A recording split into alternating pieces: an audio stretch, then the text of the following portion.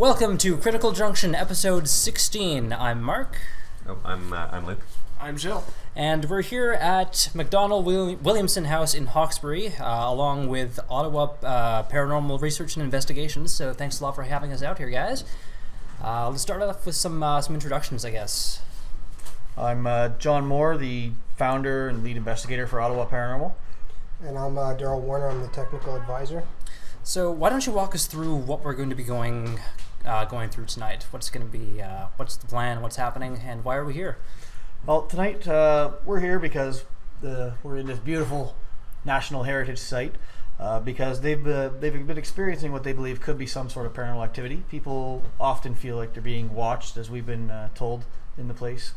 To my knowledge, no one has seen or heard an actual apparition at this point, but hopefully tonight we can prove that wrong. I heard mention of chains. They've heard chains jangling. The guy that died of rabies, one of the guys died of rabies in the house, and supposedly that's one of the phenomenon is chains. We still haven't had a chance to actually go through the building and get all the stories yet, so I'm sure that's one we're going to definitely be interested in for a little later. Chains. Classic stories, ghost stuff. It's great. So why don't you walk us through a little bit about of your methodology and how you go about these investigations typically? Well, what we do first is we'll come in and we'll set up a number of different pieces of equipment, cameras, audio devices, things like that, trying to capture any of the noises, sounds, or figures, apparitions, or anything else that would be claimed in the building. And basically we want to try and see if we can find them or recreate what the people are experiencing, or find some sort of other alternate explanations for what is actually happening in a building. Okay. So would you say you apply the scientific method to your investigations? We do actually, yeah. Yeah. Okay, that's awesome. Have you been able to recreate any phenomenon or anything like that? We have had a few, yeah, where we've been able to recreate or find a natural explanation for them.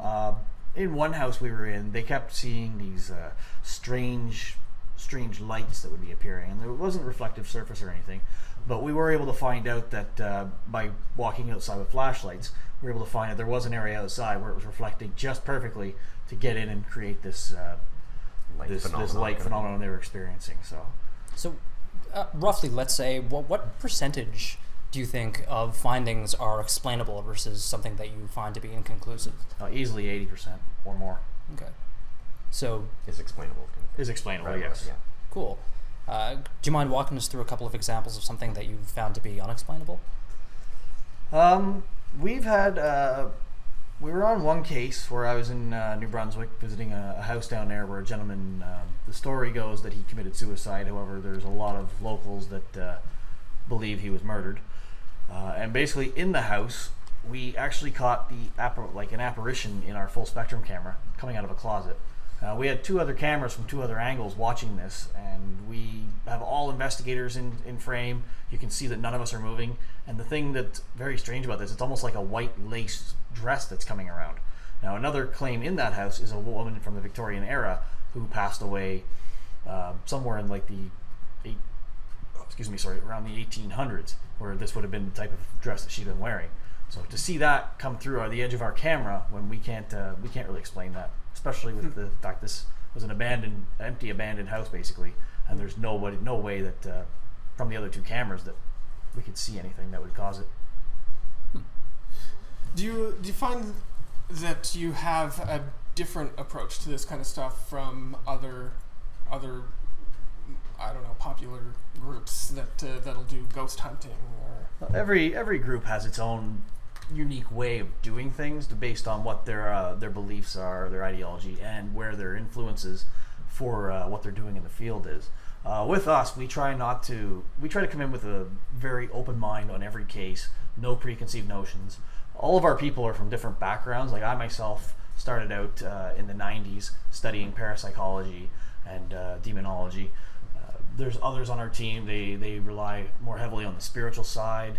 There's others, they rely totally on the science side, similar to like what you would see. Some of them would even follow, some of what you see on television and the way they do things. But generally, we have so many different methodologies. We try to just see which ones work at different times, and just try to get everything to work together to try and find a way to get answers for what's going on. to see if the different methods agree or... Yep. We often have sometimes where people butt heads a little bit on ideas, but in the end, it always works out. Can you tell us about some of the butting heads there? Like what are the different ideas that... No, there's sometimes where we'll have someone who's more, I guess, spiritually inclined would be leaning heavily towards this. Daryl is what laughs. I'm Equipment guy laughs. the tech guy's laughing. I'm when on I say the other end spiritual. of that spectrum, so I don't put a whole lot of weight into the spiritual side, except for a place to start looking.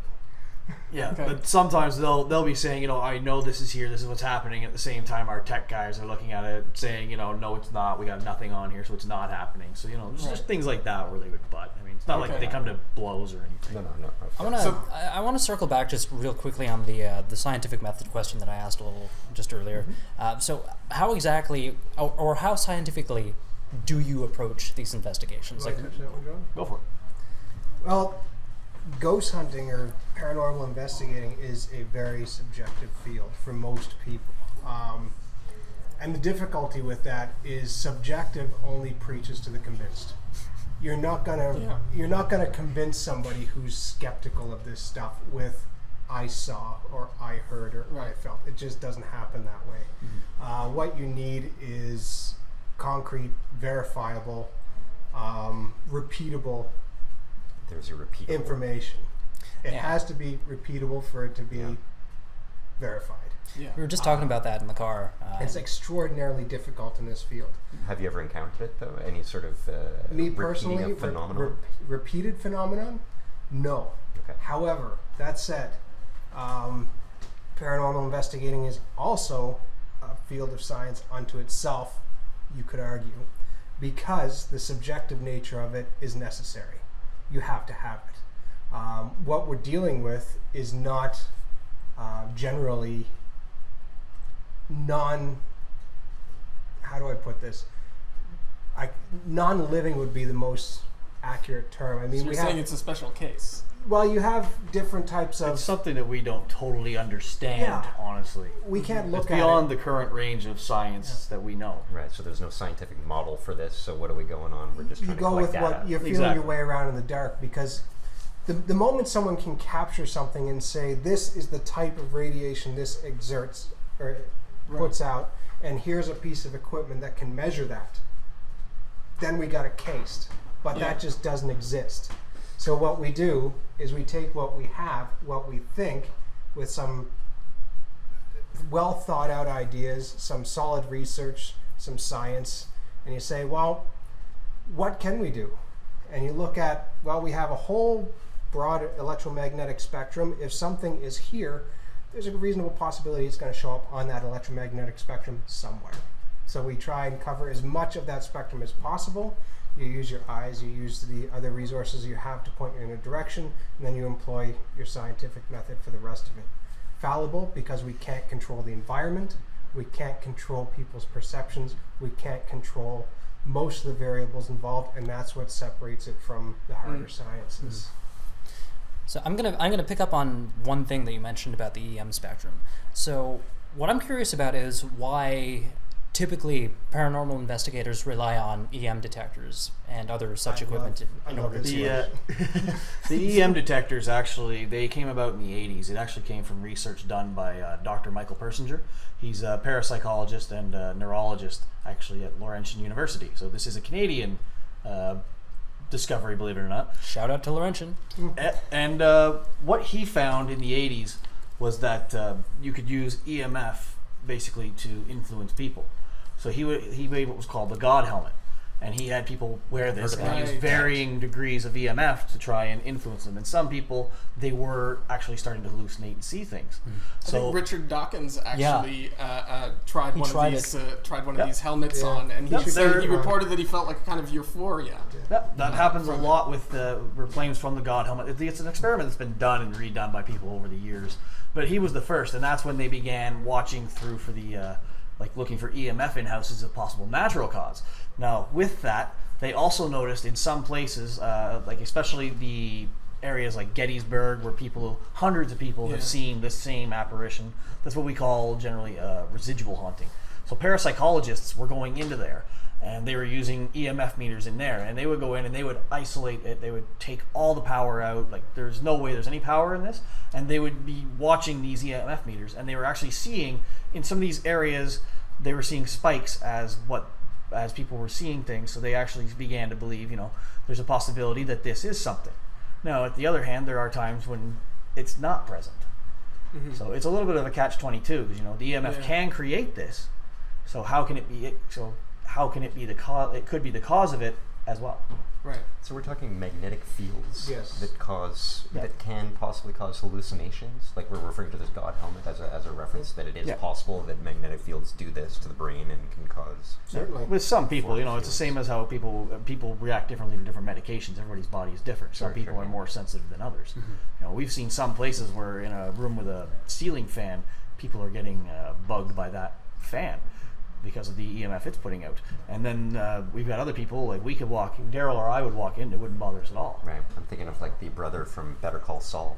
Can't even be in the room with batteries, Exactly. Right. Fascinating. Okay. So just continuing on those lines, whenever you're doing an investigation, I assume you do some kind of baseline reading before going out with the actual investigation. Make sure you account for everything that's explainable first of all, and then see what you can find afterwards, right? Yep, absolutely. Tonight, Daryl's actually already gone through the house. Gone through with the EMF reader. Correct. Okay, yes. Yeah, he went through. He was checking the baseline EMF. So during the night, we'll watch for any spikes that are above that, and at that point, we'll be looking around to see, is there a piece of our equipment nearby? Is there some other reason that this is spiking? Okay. Some of the time with rookies, we like to play with the radios just to have fun with them. But all the EMF detector tells us is that there is EMF or not EMF. It's doing its job. How we interpret that will depend on how that EMF is there or not. Or if it's not there, then it's there, then it's not there. So any strange anomalies when you were doing the readings earlier? Not today. Or anything? Okay. Now, an interesting anecdote on that, I was with a previous group I was with, we were doing an investigation with Nova Scotia at an old habitation site at Annapolis Royal. And we were finding EMF spikes in some of these buildings, which were unpowered. They were in their original restored state. And what we realized, it was coming from the coal buckets. So the little things that you would never expect for these things, but coal is at times naturally radioactive. Right. So giving out the radiation. Mystery solved. Scientifically. So in terms of this evening, what is it that you expect to find anything tonight? We go into every case hoping, I guess is the best word, to actually find something, but not expecting. If you're expecting something to happen, then you're just going to be every this little is not noise. The business for you or the hobby. For yeah, every little noise you're going to be jumping out of your skin. Like, oh, what was that? Like, we've all seen them on TV. Yeah. People jumping out of their skin because oh, what's that? Because they're dramatizing. People really wouldn't want to watch us sitting in the dark staring at basically security cameras all night. Because believe me, it's not that much fun. Even worse when we have to go back and watch them all individually afterwards. Sat through. Right. Interesting one on that. My wife actually paused one on me, and I sat there for 45 minutes before I realized it was paused. Not happy that day. But but I mean, tonight we don't have any preconceived notions. I mean, we just want to come in with what they've told us, see if we can find any answers for what that is, and if we do catch something, that's awesome. But if not, that happens. Yeah, Most of the time when we go into a place, even places like the Bytown Museum in the city that are well-known, well-haunted places, it won't happen all the time. They're not here to, ghosts aren't there to act on command. You're looking for gems, basically. Like it happens. Something can happen every so often, and it's you basically have to be there at the right time, right place to actually have it happen. And patient. Yeah. Very patient. Yes. Speaking of patience, how long do these investigations typically last? They can last. Generally, we try to stay 4 to 6 hours. They can last longer if we're having for an actual very active site and things are happening all night. Then we're going to keep going, try to get a little bit more. But generally, if we're in a slow site, nothing's happening, we've been able to debunk a lot of it, and we realize what's going on. At that point, we can wrap it up a little early and just everybody can get home, get a little bit of sleep. So. And you do all this pro bono, right? Yep. We never charge for any of the things we do for anyone. Cool. That's That's it contributes to the legitimacy. Yeah, I was just going to say, it's credibility. Yeah. Right. Mm-hmm. We're doing it because we actually interested in finding out what we can about this stuff, not about becoming famous for it. So how do people find you, or how do you find places to turn on a light, something shines in the sky on the clouds? Yeah, we've got one of those bat signals, but it's a big Ghostbuster emblem. So. Well, that's how we found you. No, that's on my my bedroom ceiling. But no, people can find us through our website, word of mouth. We're on Facebook, Twitter, Instagram, all the usual social media. So people find us in all those different ways. So, for example, in this case, did you guys reach out? You guys wanted to come check for your locations spot like this, we do reach out. We have people on our team that look up old heritage sites, things like that, and we contact them, seeing if, hey, is there anything happening around there? Would you mind if we come out and take a look? And at the same time, we try to bring a little bit of exposure to these places, because these are gorgeous buildings. It's National Heritage Site, and there's a lot of people that probably don't even know this place is here. So we hope to, by people seeing this, like you're hearing your podcast, seeing our videos and our posting on Facebook, hopefully people are going to be curious, and it's going to actually bring some people down here, so that this gorgeous location can actually keep open and keep running. How long have you been doing this? I myself have been doing it since '95, so a little over 22 years. I've been researching this stuff for decades, but I only actually actively got involved in the ghost hunting side of it about 5 years ago. And what is it that first got you interested in this kind of field? Born that way, I guess. I grew up in a funeral home, saw my first apparition at 8 years old. So Okay, so you've seen a ghost? I have. I've seen it on 2 separate occasions, though not during an investigation. So what can you tell us a bit about that? Well, the first one, when I was 8 years old, I was at the family funeral home, and down in the basement we had an area where it was a coffin showcase. I used to love playing hide and seek down there until I got banned from it. But anyways, I saw this older gentleman down there. It's late at night. My father was cleaning in the chapel after I can't remember if it was a service or a wake, but he was in there cleaning up for the next day, and I saw this gentleman at the bottom foot of the stairs. It's dark, so I didn't think much of it. I just wave, and he waves back. I'm like, hi. And my dad comes out of the chapel hearing me talk, and he's, who are you talking to? I said, oh, there was a man down there. So everyone had gone, so my dad went and searched the whole building. Couldn't find him. Lo and behold, a few years later, my grandmother was showing pictures of my great-grandfather, who actually built the funeral home, and that was the same man that I saw that day in the basement. He was playing hide and seek. Yeah, pretty well. Hide and seek and found him. So he just looked like a normal guy to you. He didn't look like in the movies, like that kind of smoky. No, he looked like a normal guy to me, but again, like I said, I'm looking down a dark staircase. Right. So any way you look, even if someone was down there, it'd be hard to see them, right? So it may have been a little smoky, maybe a little faded, because we do hear claims when people see a full-bodied apparition and they see it clearly that they are slightly opaque, slightly see-through. Right. But just the lighting I had at the time when I saw this, to me, it was just like just a regular guy standing there. But you saw enough to recognize years later in the photograph. Kind of. Yeah, the face was clear. Very clear and easy to make out. So. Incidentally, that building now still stands, although it's a vocational board. And friends of mine down there say they still hate working in that basement.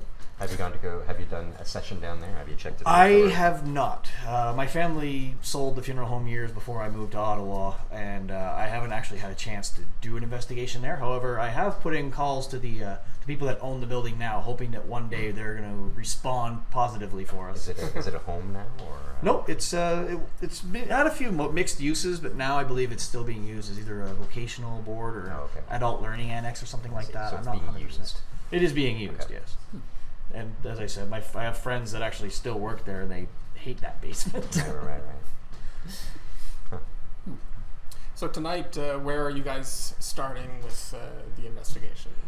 When we get started tonight, we're probably going to send out our first teams. It's going to depend on what our sensitive told us and the history we get from the people that are caretaking this building. Right. And once we have that, we'll formulate our plan on where we're going to start. But likely, I think what we're going to be doing is we'll probably end up starting upstairs in the bedroom area where the kids would have been. We back in the 1800s, some of the history we read, some of the children would have died in the house because back then a lot of children didn't make it to adulthood. So I there think is we the read that I believe half of them died or something like that. Is that not? I thought I heard something like that, or that I read something like that. Yeah, and it would be a very safe bet, given the remoteness of this for the 1800s, that they would have died in their beds here. So I would think that the easiest place for us to get started would probably be up in the sleeping areas, just to see. So I didn't want to bother it, but I recognized the medium, or the sensitive, I guess is what you call it. So she was walking around, and I guess voicing her impressions of feelings in the rooms and stuff like that. What do you guys gather from that, or like what kind of stuff do you learn from that, or what do you take away from that? Or? With the use of the sensitive, they are just another tool that we use for this. I'm sure Julie loves me calling her that, but she's not here, so I'm going to get away with that one. But no, it's just something else. Sometimes their impressions, they can say, I'm feeling something here, and at that point it becomes, are they putting an idea in your head, or is there something there? Because when that happens, something may happen, but is it that she's put that idea in your head or not? But we've had times where sensitives were with us, and they would take us to a room where people had not claimed activity, and we would get something there because that's where they were drawn to. Okay. So for us, it's just something else. When she's going around like that, we actually record what she's doing, and she's voicing her opinion. That way we have it documented. Afterwards, when she comes back down, we're going to talk to the caretakers, and we'll find out how much of what she was saying on camera is actually accurate. So she comes in blind, basically? She comes in blind. She has not seen any of the history of the building. She has not looked at anything. She generally doesn't even know where she's going until the day of. So they come in and they will do as you saw. They'll go through the building with two of our investigators just to watch for contamination. Watch that they're not going to see on the wall some historic plaque or something, and so that we can record it. And then we'll go back and see how much of it actually lines up to true things. Then, as I mentioned, throughout the night, if she gets a feeling, I think we should go over and concentrate here, we'll go give it a shot. Can we talk to her at some point? Yep. That'd be fantastic. I guess it would be up to her. We'll ask her. Her name, what is her name? Julie. Julie. You got Julie, bro? But we don't have to do it now or anything like that. We can always, whenever it's convenient for her. We don't want to bother any. No worries. I think they're just having a cigarette or something. So enjoying a little downtime before we get going. Very nice. So, what are you going to have us do tonight? Tonight, you guys are basically going to be one of the group. We'll be sending you out when we do some EVP sessions. You'll be taking part in some of the experiments we run, playing with some of our more fancy toys. Cool. Okay. We'll just see which one we're gonna. And by the way, we have a bet going on which one's the one who runs out screaming first. That's a usual thing. We have the same bet of which one of us. We did the same with the unbalanced breakfast, but they already told us who it was going to be, so it kind of fell through on that one. Well, in the interest of being scientific about this, I'm not going to say who my guess is at the moment. Okay, well, I'm totally looking forward to that. I'm a huge skeptic, so I'm not necessarily expecting to see anything. I'm hoping I see something, but I guess we'll see what happens. So that'll be fun. Well, in the words of Jason Hawes, a skeptic is just a person who hasn't had an experience yet. Well, let's hope tonight is that night. I've been wanting to have a supernatural experience for as long as I can remember, but never have, with the exception of that one story that I told during our first paranormal episode. So that happened. I don't know if you guys want me to tell the story again, or you just want to listen to the episode again. Tell the story. Luke wants to hear the story. This was when I was a lot younger. I was in my backyard with a friend of mine, and we're dicking around with a Ouija board because that's what young kids do, right? Brilliant. Yes. If we had cases start with that. Well, known to open gateways, sort of thing, like in the mythos. No? So I was playing with the Ouija board. And eventually we make contact with a girl who said she died at the age of 11. They always say that. They're always young girls. Yeah. If it's all young girl, always run. So we asked for its name. It spells out Emily on the board, and then demanding evidence, we asked for some kind of proof of this thing. We get nothing for maybe 5-10 minutes, so we decide to put the board away and go about our business. So a little while later, my dad, who had been completely out of earshot for this entire thing, he was in the basement, we were outside in the backyard. He comes up to us and he asks us, did she find you? We're like, what are you talking about? Well, there's this little girl looking for you guys. Did she find you? Like, did she happen to tell you her name? And of course, he says, yeah, it's Emily. And we freak out, and that's the last we heard of it. I don't know if my dad was just fucking with us because he's the type of person to do that. But again, he was nowhere near the two of us when we were doing this. And he can't remember the incident when I asked him about it. So it'll remain forever a mystery. And that's my story. So, every time someone, or not every time, but frequently enough when someone comes in with a haunting or a home haunting or something like that, you have no idea how many times it is a little girl in the basement. Yeah. Well, there's a lot of imagery and things like that that repeat themselves. Do you guys have any inklings as to why that would be, sort of thing, or? Well, there's a couple of things. I mean, from the believer side of the house, I mean, if I was something not very friendly and I wanted to make some friends or influence someone or get involved in somebody's life, I would want to be the most innocuous thing I could be. And what's more innocuous than a small girl? Right. You're speaking from the perspective of if you were a ghost, what you would choose to if I was an that, evil right? entity, Okay, or even if I was someone not evil trying to make contact, I'd want to be innocuous. How do you get close? Yeah. Exactly. How do you get in there without scaring? What's going to be the least fearful thing that somebody would? For me personally, if I see a little girl, that's probably more frightening than if I saw Pennywise. So, in terms of frightening, what is the most frightening experience you guys have had during an investigation? Anything? That's a tough one. Have you been freaked out at all, or?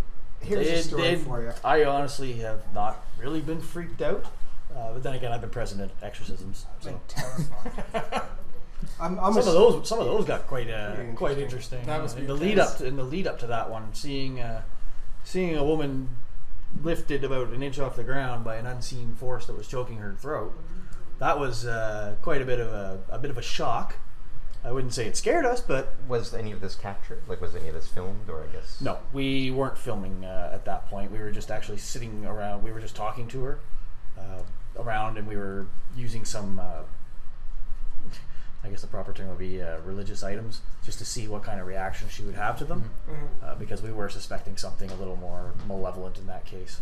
So, and she did start reacting to them. However, these are not items like, I wasn't holding up a cross going, "Does this burn?"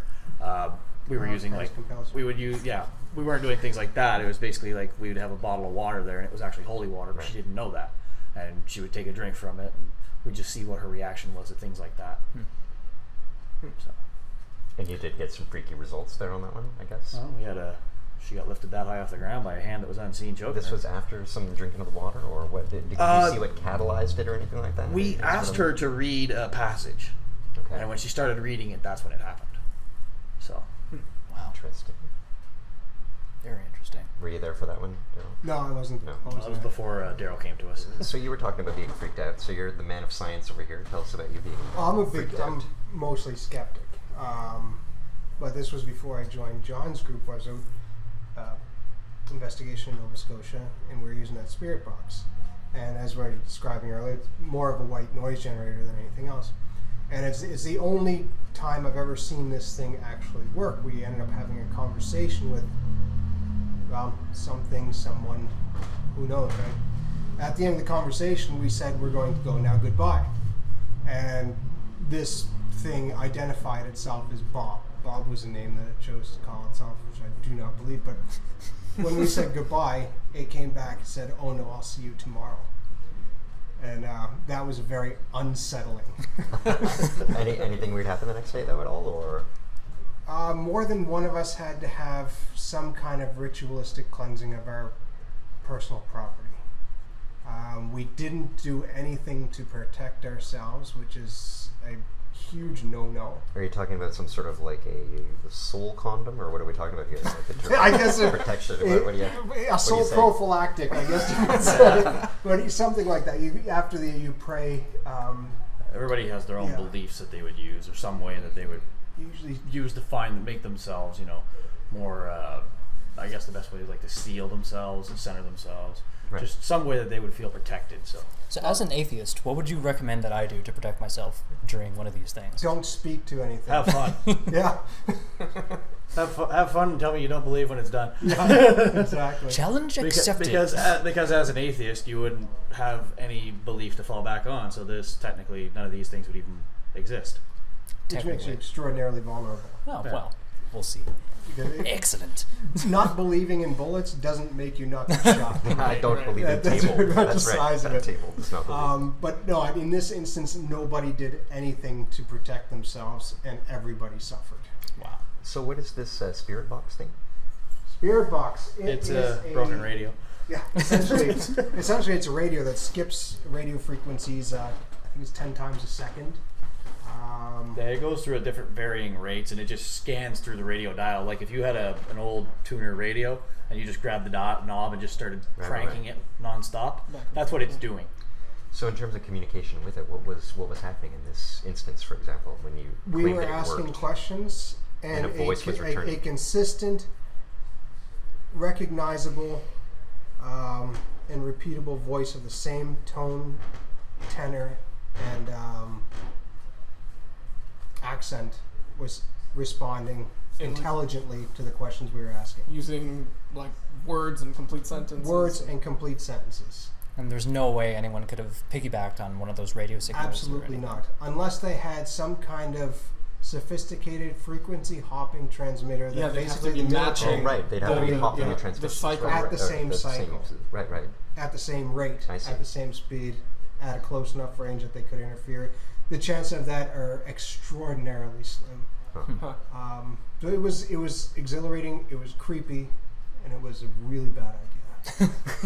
So, okay, can you tell me about this, the bad things that happened? The consequences. The consequences of the actions here? Well, let's see. Of not being protected. Myself personally, people wouldn't stay in my house. They would come in, they'd feel extremely uncomfortable. These people had no knowledge of the fact that I was involved in this stuff or any background. They'd come in, they'd feel odd, they'd leave.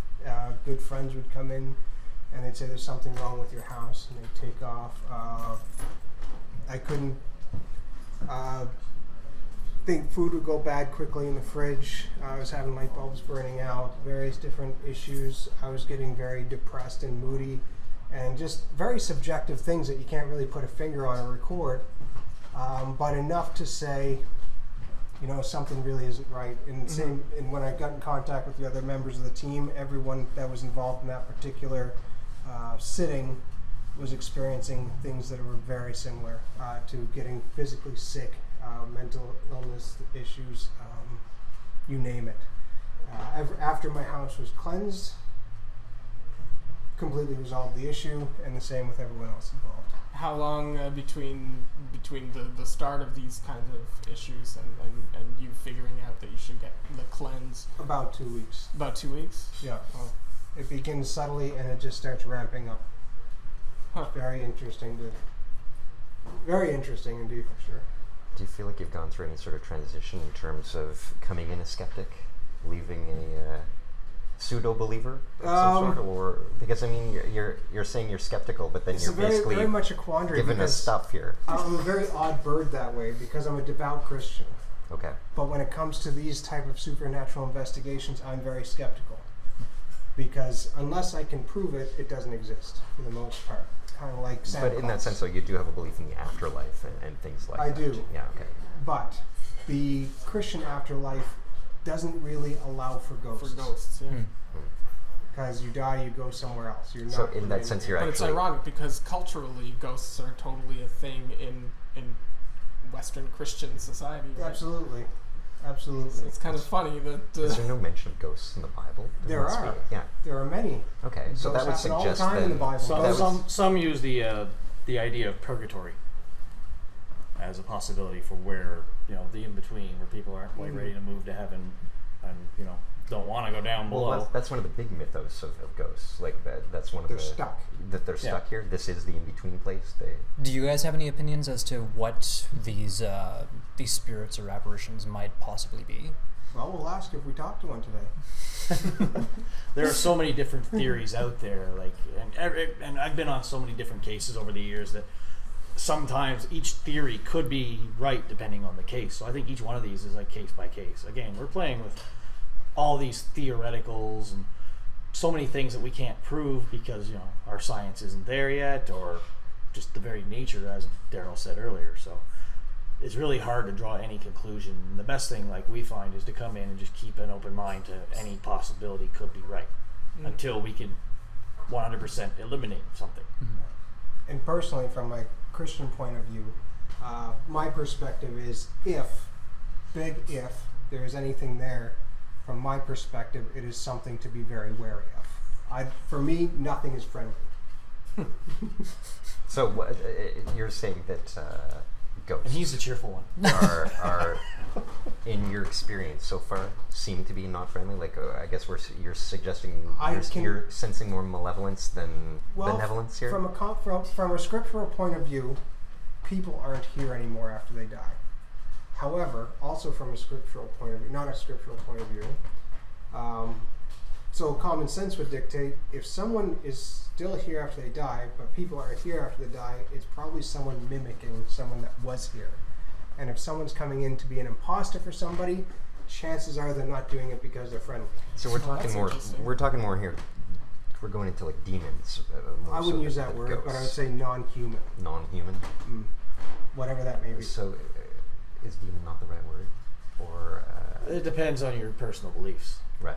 For some it may be demon, for some it may be jinn, or any one of the other million different... But not ghost, though.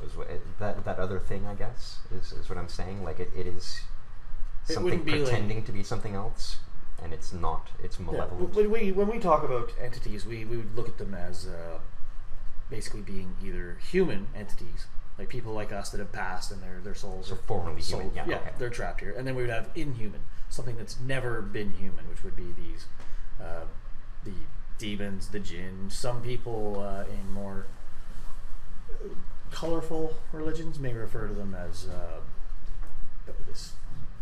We've heard everything from sprites, fays, elementals, yeah, all kinds of different things like that. But that's what they believe. But these things were never human.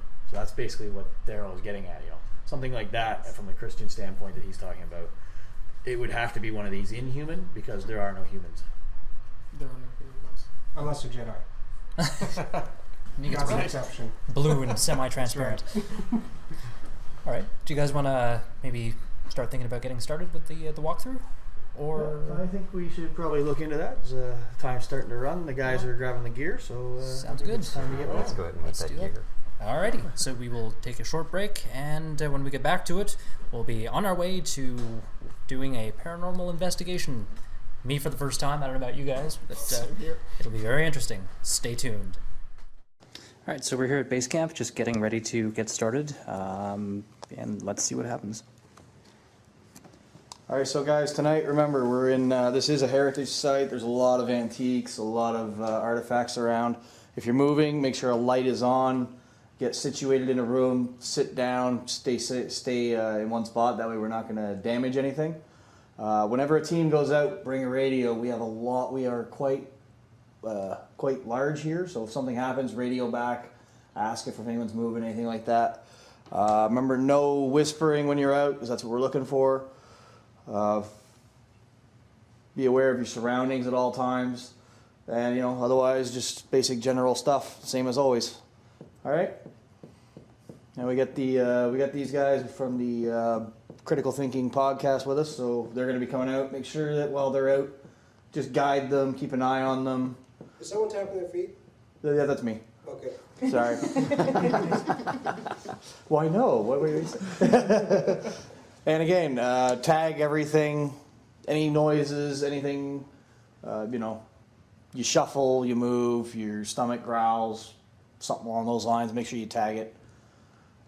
Anything you got, Daryl? One thing I noted downstairs in the kitchen, you can hear people talking up here through the hearth down there. So if you're doing sitting down there, the voices you're hearing are probably the people talking up here. There's a horde. Yeah. Yeah, okay. So that's something to keep in mind. Also, the hotspots in the building, the tea room is one. The basement appears to be quite active as well. The rest of the areas, we're just going to basically run them as just to make sure that there's nothing going on. We may do a couple of EVPs in the ballroom or something just to see if we can trigger anything, or the parlor or the bedroom, see if we can trigger anything. Julie, what were your thoughts On when you were out picking up stuff? Thoughts in terms of what we may capture, or? Well, during your psychic walkthrough, which rooms do you believe would be the ones we need to concentrate most on? One of the upstairs bedroom with the big bed, I think, would be a good place to focus on in terms of residual. The tea room also would be a good spot because of the previous activity reported there. And probably the storage room in the basement, actually, would be a good... the jail room, okay. Yeah. All right. So again, guys, make sure when you're moving, keep a light on, watch. We don't want to break anything. We don't want anyone to get hurt. So yeah, let's get her going. Let's have some fun. Looks like we've got the dust settled down. Oh yes, and don't forget we have 2 alarms out on the staircases. If anyone does hear them go off, radio instantly, stay put. Somebody from base camp will go. If you do hear a noise from somewhere, be sure to radio back to base. We'll send someone out to check it out, okay?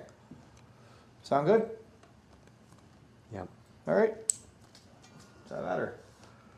Daryl? Yeah. We'll send Daryl, Craig, Julie run out on the first one. Sound good? Sure. Where shall we go? Wherever your heart desires. You got EVP? Go to the upstairs bedroom. EVP here. Got battery on it?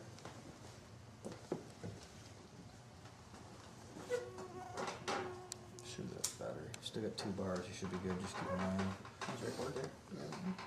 Yeah. So Luke and I are about to head down into the basement. Apparently there's something down there, so we'll see if we see anything, hear anything. Should be interesting. Okay. Should be. Want to put up? Yep. And on Z. All right, here we go.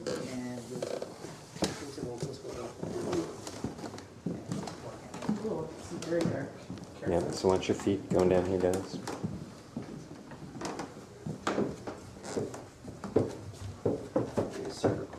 Watch out for wires.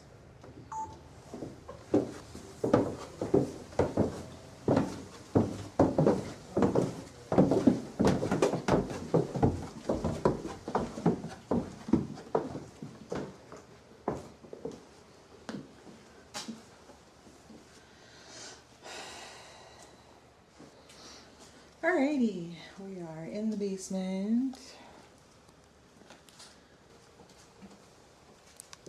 Alrighty, we're gonna go into the what is now storage room, but apparently used to be the jail. Remind everybody that this is a movement alarm.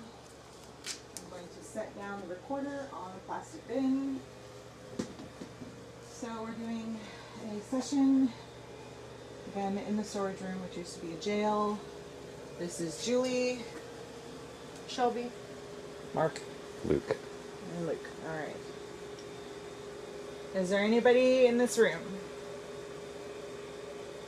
Anybody who wants to talk into the red light? We can listen to it later. We can hear you. If there is someone here, can you tell us your name?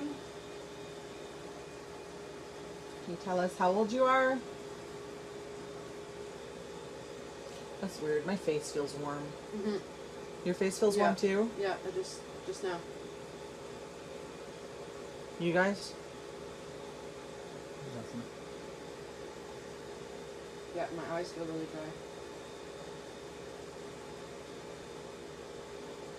Can you knock on a wall or knock on something, anything to let us know that you're here?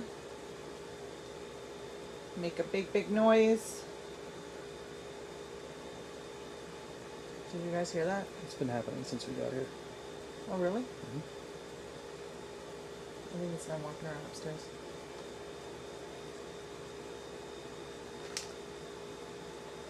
Are you guys walking around upstairs? That is me. It's, sorry, keep going. It's all good. If you have something to say, now's a good time. Talk into the red light. We can listen to it later. Are you the one who turned on the light earlier when I went to the bathroom? Did you turn on the light to let me know that you were in here? How long have you been here? Can you make this motion alarm go off? That'd be cool. You can watch all of us jump when it does. Yeah, if you like reactions. There's a lot of noise. What is that over there? It's a dehumidifier. Yeah. Can you touch one of us on the arm? You want to go stand in the corner, Shelby? Yeah. Do it.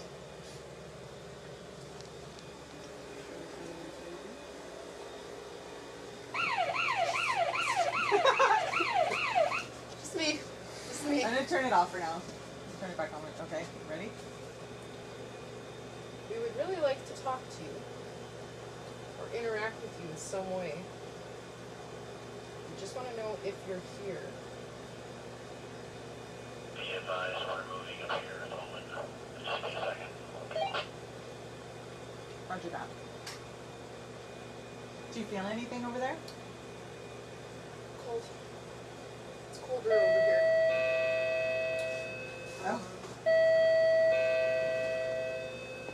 But no, whenever you said hot face, I suddenly felt kind of drunk. Ah! So I'm wondering if this gentleman had an alcohol problem. Maybe. Did you have an alcohol problem? You didn't see it as a problem. Anything over there? Difference of 0.1 for a second. Okay. That's normal. Sometimes when you move it around too fast, it picks up on itself. Could also be the humidifier. Yeah, and it's the very corner of the basement. So, if you're in this room, is it because you were locked up here? Did you commit a crime? Can you tell us what crime that was? Why are you here? What is keeping you here? Are you keeping yourself here? There's a lot of background noise from this dehumidifier. I'm thinking the recordings in this room are going to be garbage. Yeah. You know what's weird though? Is that, you know that noise the Tasmanian devil makes when he's like, blah, blah, blah. Yeah. It's almost like that's the noise that the dude is making. Interesting.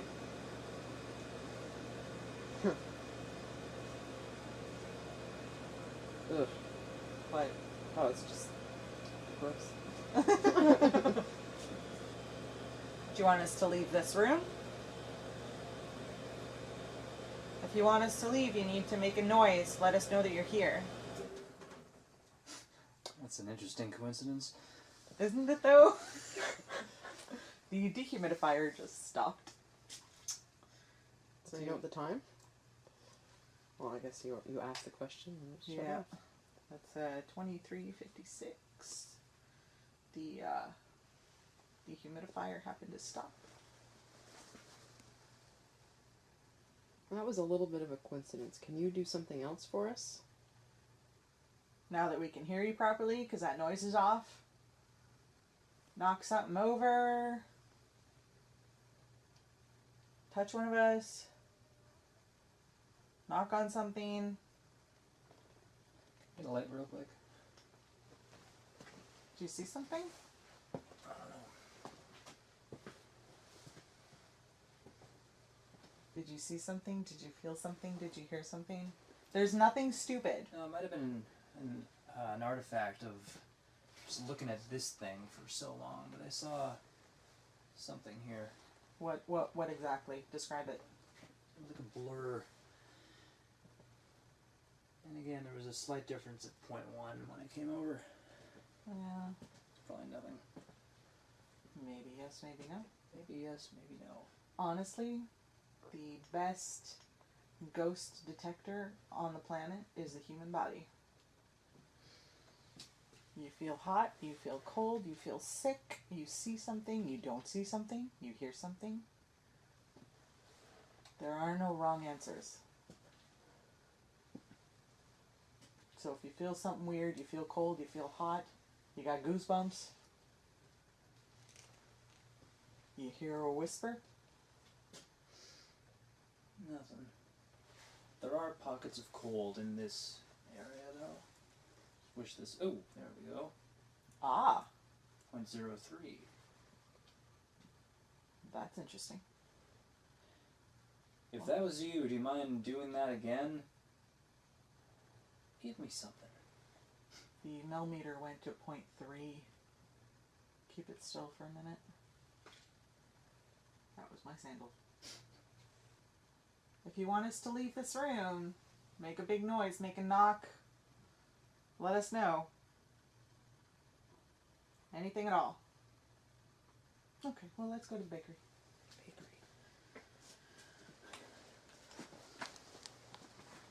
If you change your mind, we'll be here all night. Setting the recorder down on glass case containing artifacts. It is really dark in here. You know what? This room is...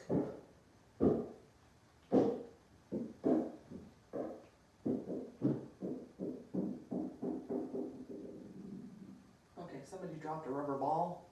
Radio up. That was you guys, right? No. Base camp, what do you mean? You did just drop a ball or something up there, right? No, where'd you hear from? It seemed to come down the steps, did it not? Are you serious? Oh. We heard something fall down the stairs. It sounded like a ball or something. Pretty sure none of us has a ball, so... you see anything in the stairway? Negative. Wait, there is a ball.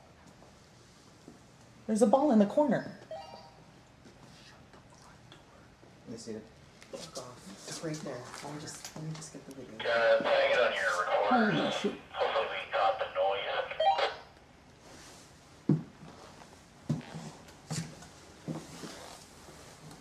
You see a flashlight? It's like a rubber ball, eh? Yeah. Yeah. John, you gotta come see this. That's weird. Say again? Come down and see this. And did it sound like it came all the way from the top? Yeah. Yep.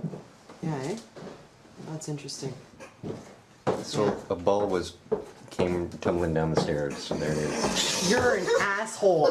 You're such a butthead. Oh my Sorry, god. Alright, so back to the room. Good job.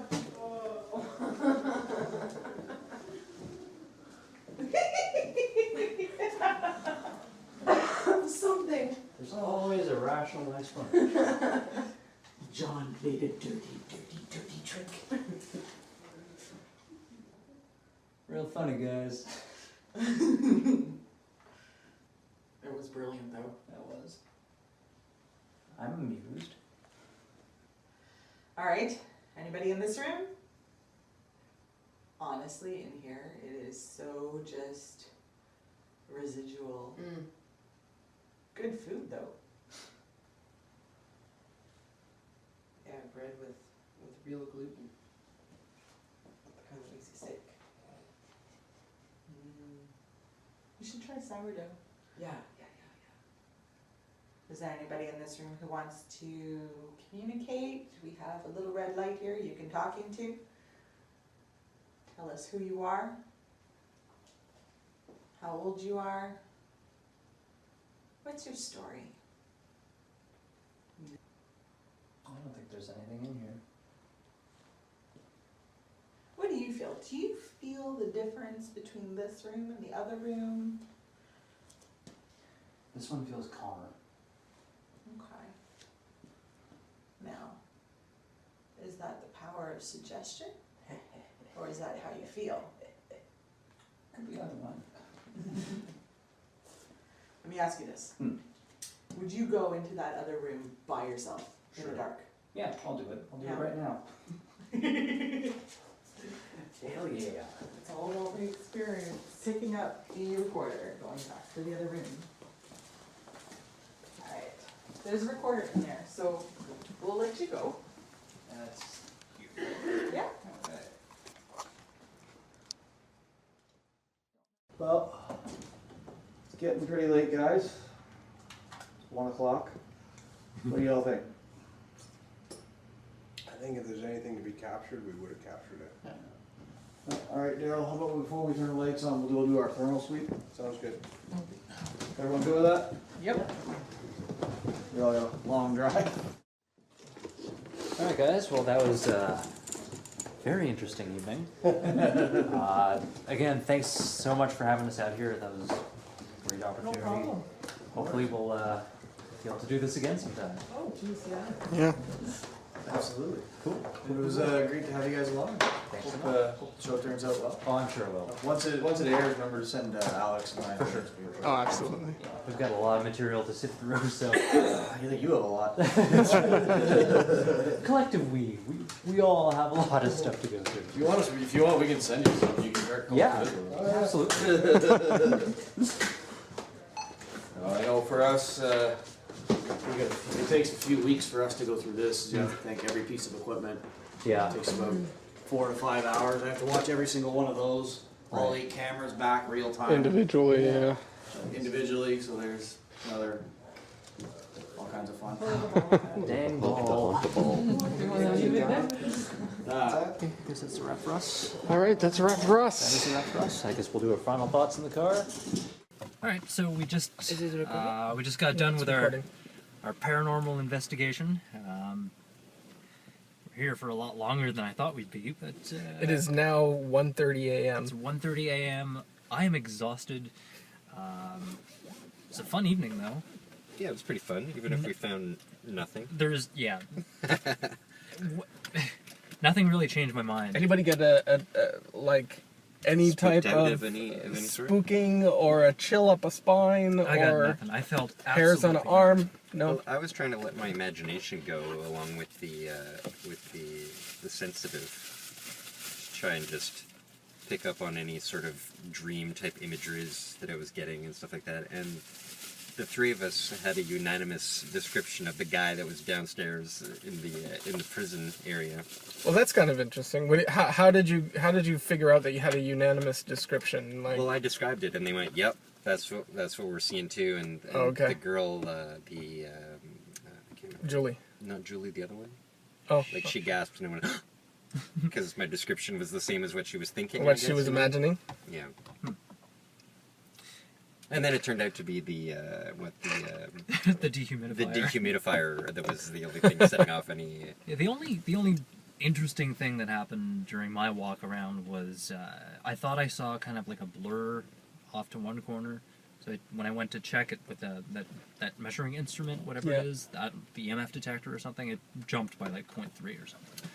Yeah, like I found the entire experience interesting because suddenly you're thinking that your body is some sort of a measuring tool of some sort. So you're going, okay, what am I feeling? What am I feeling here? Right. What am I feeling? And then you're throwing anything out. So it just becomes this abstract hodgepodge of trying to describe sensations of the brain and body sort of thing. You know? Mm-hmm. Well, Yeah. it's definitely interesting. Like they seem a lot more. I want to say they were thorough, for one thing. They were extremely thorough in what they were doing. Just from initial setup to the walk around with the thermal camera and all that stuff. That was That guy had tons of equipment. they had a lot. Yeah, man, and the app is like a $300 app on the phone and stuff like that. Like A $300 app yeah, for the for the lights. thermal, the thermal thing. camera. Yeah. Wow. So I mean that shit ain't cheap, man. As a hobby. Yeah. And the first guy that I spoke to, the one from Halifax, what was his name? The Christian guy that is doing the Iron Man? Daryl, yeah. He said that he's been gathering that equipment for like more than a decade. Right. Holy shit. And it makes sense. I mean, that stuff's expensive, man. Yeah, that was a lot of equipment. Yeah. So any final thoughts on the evening? On what we just did not encounter? Well, that's not necessarily the case, though. I mean, he may go back and go check out best footage we've ever captured ever of anything, and then we'll be like, wow, I did not see that lady standing there, you know, like pinching Jill's butt, you know, who knows? Who knows what we'll see? I mean, because that's what you're looking for, right? You're looking for it afterwards, and you discover it afterwards, I would think. I mean, I don't know. It's not poltergeist. We're not going to go into the bathroom and like peel our faces off and go like, whoa, did that just happen? Yeah. Well, again, you know, I'm still not convinced of anything supernatural. You knew that wouldn't. Well, you knew you wouldn't be convinced after this. I mean, No, but we hoped. We hoped. Right? really? I went in with an open mind. Well, yeah. Maybe But so. you're also coming out with an open mind. Is your mind any more closed than it was before? Status quo of the mind. I always hope that I see something that makes makes you believe in Santa Claus for that fraction of a second. You hear that makes me think that something magical or supernatural that other people believe in might exist. Like I would like to be made to believe. Yeah, same. Like, and I can't. If something were to happen, I never get lucky enough to have a same here. Like that. If something were to happen, something supernatural that would just throw my faith in science out the window and that'd be make great. me rethink this whole critical thinking thing, that'd be awesome. Yeah. But so far we haven't seen that. No. Tonight is no different, unfortunately. Yeah. It was a lot of fun. It was a great experience, but status quo as far as I'm concerned. Yep. And I commend these guys though for not kind of pushing the bullshit. Actually, I mean they all are more believing about this stuff, and they recounted stories of their own personal encounters with the supernatural or whatever. But well, each one seems to have had an experience. That's right. Long ago that has led them to this. So like they're starting with the belief in it. That's right. It's like I've already seen a UFO. I am now a UFO hunter, kind of. Right. Yeah. But at the same time, when we're doing one of these investigations or whatever, if they don't detect anything, they don't look for something to call a detection. You know, like they're not listening for any little creak and crack to see that. To say that, okay, that must be something. Yeah, that doesn't look like they were trying to find anything to just justify them being there. Or well, at the same time, they were though. They were saying, that's I don't know. Were they? Yeah. Well, I guess in a few instances they were like, well, yeah, that would be interesting, but they. What I mean is that you're way more interested if you've got the belief to back it up in the first place. Otherwise, you're not even. I don't know. I don't know. How's that for critical thinking, guys? I don't know. It's 1:30 a.m. It's 1:30. I don't know. That's our excuse. All right. Well, I guess that's a good place to wrap it up then. Yep. This has been Critical Junction, episode 16. I'm Mark. Oh, I am Luke. I'm Jill. And as always, thanks for listening, and we will catch you again next time.